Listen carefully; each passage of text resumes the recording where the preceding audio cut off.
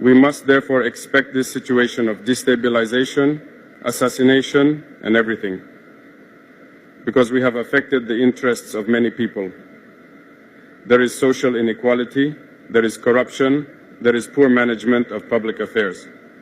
If we try to want to right all that, we are bound to affect the individual interests of certain people.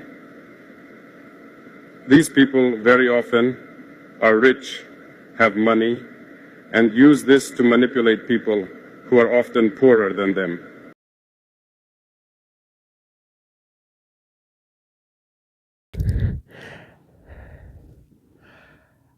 I'm shooting this video at 4:15 a.m.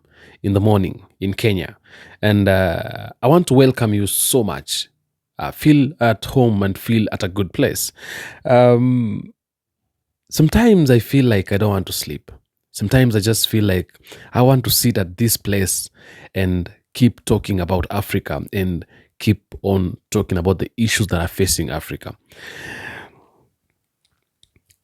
There is something that really makes me feel like we are having a savior and we are having a king, we are having a leader, we are having someone who is not only a human being but is also a God sent. Sometimes things will get hard. Sometimes we may struggle to be able to get some things, or rather to reach to places we want to reach. But not unless we put efforts and we put struggles, not unless we decide, we may not get where we want to get. It's difficult sometimes. Sometimes you feel like you want to give up. Sometimes you feel like you cannot do it anymore. You can't take it anymore. But sometimes again, you have to fight, because if you don't fight, you're going to die. That's why you'd hear some people saying, I would rather die trying. And what we have decided as Africans, as youths, and as Pan-Africanists who love the motherland, we are now trying to fix ourselves into the lane of we better die trying. Because if we don't do that, we are going to remain slaves for the rest of our lives. And even our children will remain to be slaves for the rest of their lives. We thank God because we have the one and only IBRAHIM Traore. We thank God for his coming. We thank God for his appearance. We thank God. We don't know where he came from. We don't know what he thought before deciding to get to the government. But we thank God for him. He is outstanding. He is distinct. He is exceptional. And this speech that he has just brought it out, I want you to watch it very keenly, very carefully. I want you to listen to him, the words that he says, bit by bit. Make sure you listen every word. Put it in your head, put it in your heart, and put it in action. Because the time has come when we as Africans, we have to wake up and decide, because it's either now or it's never. We're not going to have any other time to do this. This is the only time that we have to do this. Because this is the time that we have woken up. And this is the time that Africans have woken up. We don't have any other time. This is the moment to do it. Let's get to the video. Mr. President, good morning. Good morning, Madam. Thank you for taking part in this exercise on Radio Burkina through the program Antenne Directe before collecting the first questions from listeners. Excellency, this is the first time that you have spoken directly to the whole of Burkina Faso through the airwaves of Radio Burkina. How do you feel about sharing this moment of direct dialogue with Burkina Faso? Thank you very much. Good morning, dear parents, dear brothers and sisters, listeners of Radio Burkina. Thank you, Madam, for this opportunity that is once again given to us to be able to commune directly with the people. I think it is a real pleasure. And it is also a moment for me to be able to understand today, at the stage we are at, the current aspirations of the people, and to be able to readjust our program, if we can say so. Barsalgo. The listeners would like to know how you experienced this situation. Okay. Thank you, madam. I would say that this is really current. The issues of destabilization are current issues. Before we embark on this mission, I think that there are a certain number of risks that we must measure and accept to assume. And among these risks, there is the fact of not succeeding in the mission for which we came. So when we come, it is either it makes or breaks. Thank God we were able to succeed in the mission, to be able to imprint our vision of things on our country. After that, the other risk is to agree to abandon everything. We cannot, as a young person, be there at the top of the state and perhaps want to find myself under manguettes, eating rusumbala like the others. That is to say, agree to forget one's youth, agree to forget life, and devote oneself entirely to the homeland. One of the risks is this situation that we are experiencing, destabilization, because if you want to right the ship of such a country, you are bound to crack down. By cracking down, to right it, you create internal and external enemies. We must therefore expect this situation of destabilization, assassination, and everything, because we have affected the interests of many people. There is social inequality, there is corruption, there is poor management of public affairs. If we try to want to right all that, we are bound to affect the individual interests of certain people. These people very often are rich, have money, and use this to manipulate people who are often poorer than them, to turn them against us. That is internal. These same people do not hesitate to join forces with the imperialist forces that spend their time encouraging us to become poorer. Our thinking is these external forces. There are many countries today that we have under our backs, and we have no choice, we have to do it.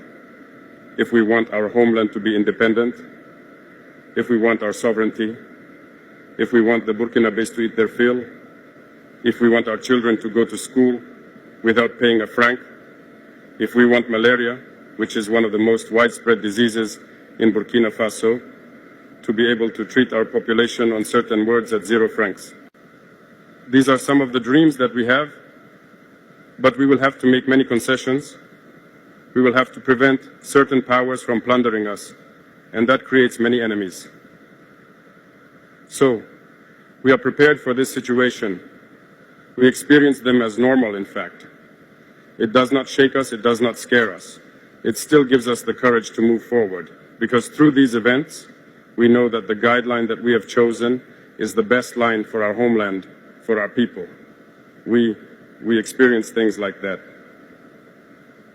The plotters currently, we have spent 2 years raising awareness, talking, warning. People found that we were warning too much. But it was necessary so that the Burkinabés could see for themselves how far some Burkinabés can go against the homeland. If we had started to crack down in a certain way from the beginning, it is not obvious that you yourself will understand us. You will perhaps say, after a while, there may be misunderstanding. I think that Captain Thomas Sankara was misunderstood at one point, perhaps because they started strong. But we had to let the people see, understand what these plotters are, communicate with the people through everything we have done. Today, I think that people have understood a lot. The listener from Bopo Duraso would like to know what fate is reserved for these conspirators. As we said, from this moment on, I will not go into details. Everyone will assume. If someone takes steps like that, they assume all the consequences. We will not advise anyone or warn anyone again. So, we will come back to the case of Barsalgo. There is a listener who would like to know what really happened in Barsalgo. I'm not going to go into details, But Barsalgo, I think I was personally targeted because Barsalgo and I, there is a history. Barsalgo and the situation in the country, there is a history. In June 2022, you may be able to find out on the spot in Barsalgo, I defied many orders to intervene so that Barsalgo would not fall. So I sacrificed a lot of things anyway in Barsalgo. This is the place for me to thank many people who supported us in our maneuver so that Barsalgo would be. I think they targeted Barsalgo because it would affect me. That's it. That was the goal. I'm not going to go into certain details, but maybe one day we will have the opportunity to talk about it. Okay? Your reaction to the political orientation speech of the late Captain Thomas Sankara. It is a concern of the Ilbudo fields of Uwagako. That's true. We also chose the date of October 2nd for the launch of the Patriotic Days of Patriotic Commitment. It is precisely to collaborate with the DOP because this speech was a reference. I think that some countries far from our sub-region have used this reference to develop. They make us understand it because they have cooked a lot of things from this speech. This news, we are inspired by it, and we adapt to the context too, because that is what was. Perhaps there are certain things in '83 that can no longer be done today, but we adapt it as we go along. And as we said, Thomas Sankara was too far ahead of his time, and I think that all of this means that he was not understood. He was not understood because he saw things that others did not have the possibility of seeing. His vision was much further ahead. But today, we realize that we should have. We should have. Every time these are the questions we ask ourselves. Shouldn't we have? Shouldn't people have? But hey, it's already over, but I think it's a current discourse. It's the same vision for total sovereignty of our country. And I think we have to be part of this momentum. Thank you. Madame, Sir, you are following Antenne Directe Special with President Dufasu live from the Kulba Palace on Adieu Burkina. You can interact with President Dufasu by calling 25 30 49 93 and 25 33 33 37. Mr. President, we will now focus on a crucial subject, security and defense. And for this we find Hervé Cabor again to answer the questions and concerns of the listeners. Hervé Caboret is not available. Mr. President? Yes. So, before Hervé Caboret finds us, I would like to know what the morale of the troops is with these inclinations of destabilization. I would say that the morale of the troops is high because committing to defend the homeland, you know, when you are a soldier, there is another natural state of mind that is there within the army.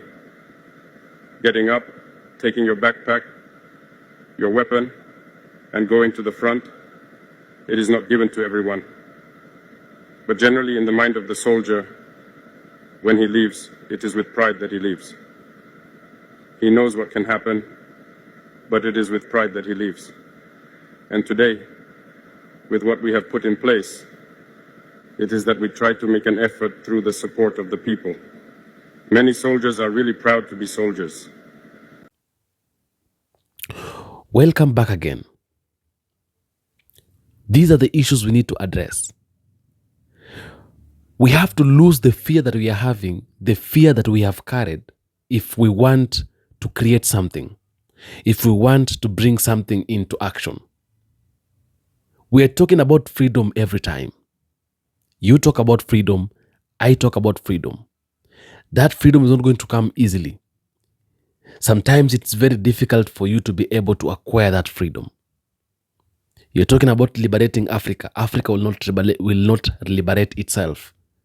We Africans, we are the people who need to wake up and liberate Africa. There is one thing that is called fear. And IBRAHIM Traore has said, expect assassinations, expect destabilizations, expect all those things. Expect assassinations, expect destabilizations, because these are things that they will finally come, whether we like it or not, whether we accept or deny. Anytime you're trying to fight for your life, anytime we as Africans, we are trying to fight for the motherland, we are trying to fight for the people of Africa, assassinations and destabilizations will come. It's not going to be the first time. We've seen it happening. We've seen people who are trying to fight for the freedom of Africa being eliminated. We've seen it. These are things that happens every time, every day. Ibrahim Traore has been attacked several times. You've heard him saying he has been attacked several times. But we know that our God, who reigns and who stands every day, is protecting him day and night. And we say that Ibrahim Traore is not going to die. Ibrahim Traore is going to be there, and we pray for him every day. That a time will come when Africa will change, and he will be there to see the success of Africa, to see the freedom of Africa. Thomas Sankara came out and he was eliminated. People who tried not to concur, not to connect themselves with the Western countries, they were eliminated. We had John Pombe Magufuli, he was there. But he is no more. It took him a very short time. He had gone. Simply because he was a man who had stance. A man of integrity, a man of a principled man. A man that you couldn't manipulate easily. And these are the things we have seen them happening time by time. So Ibrahim Traore is telling us, expect assassinations, expect destabilizations, but do not get out of work. Do not give up on work. Do not stand down on work.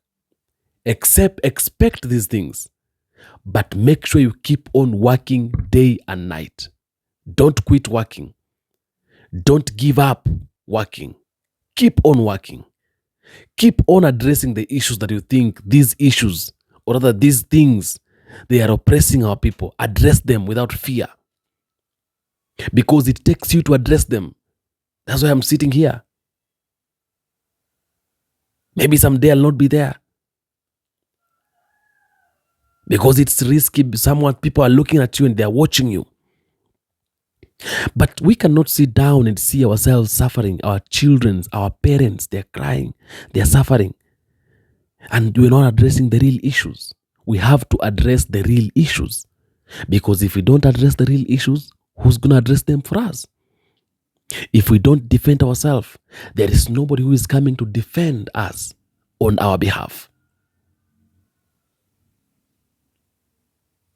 It is only when we lose our fear, that is when our children will go to school. It is only when we lose our fear, that is when our parents will get money to pay for the school fees of their children. It is only when we lose our fear and address the West is when we shall have development in our countries. Is when we shall have improvement of infrastructure in our countries. It is when we shall have peace in our countries. It is when we shall get the freedom we are looking for.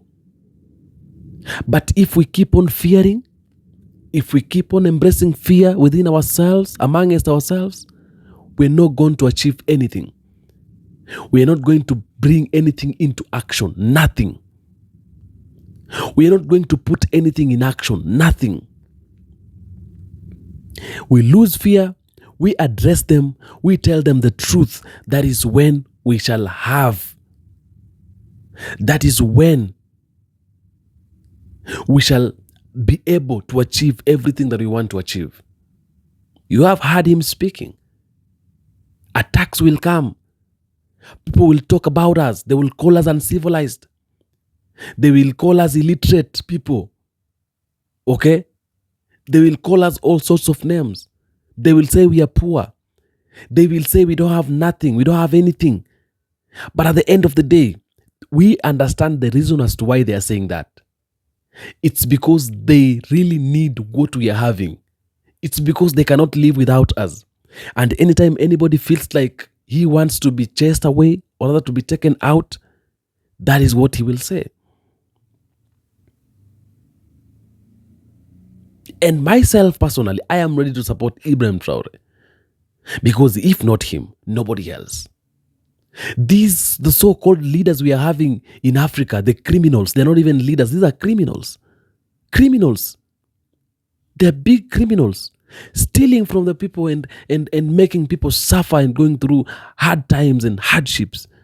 People are crying, but you don't care. You are a criminal. You're not a leader. People are suffering and you don't care. You are a criminal. You're not a leader. And these are the real issues. We need to address them. So we are not going to fear. Ibrahim is telling us, if we fear, we cannot make it. So we are expecting the worst, but we are hoping for the best. If the worst comes, we are ready to face it. Because at the end of the day, we understand that nothing good comes on a silver platter. Yes, we are going to struggle. But one God who reigns, the God of Africa, the God of the motherland, he is going to stand with us. And a time is coming when this freedom we are looking for, it's going to come through. We know life is not easy. We know getting it is not going to be easy. Because they are going to try to fight back so hard. But at the end of the day, we are being encouraged by Ibrahim Traore. We are being told these assassinations and destabilizations, we just expect them. Because in one way or the other, they might come. But that one should not stop you or should not make you to stand down from the fight that you are in. Because even if you don't fight, even if you fear death, you will still die. Because oppressions, manipulations, and humiliations will still kill you in your own land. So we have to tie ourselves together, unite ourselves together, and get ready for work. Because nobody is coming to rescue us.